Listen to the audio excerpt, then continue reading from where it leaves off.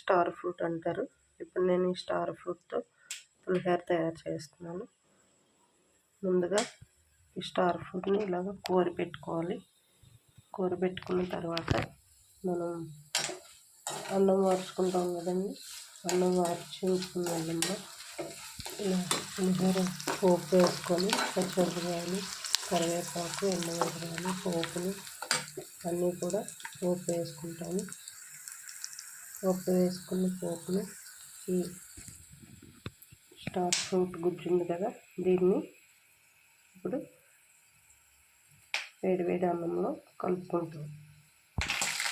ముందుగా ఈ అన్నంలో కొంచెం పసుపు, ఉప్పు వేసి కలుపుకోవాలండి.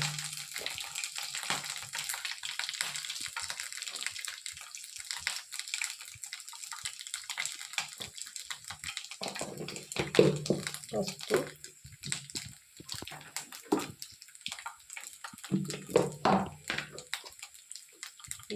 మన రుచికి తగినంత ఉప్పు వేసి కలుపుకున్న తర్వాత ఇప్పుడు మనం తాలింపు వేసుకున్నటువంటి పోపును అన్నంలో వేసి కలుపుకుంటాం. చూడండి ఫ్రెండ్స్, మంచి రుచికరమైన వేడి స్టార్ ఫ్రూట్ పులిహోర.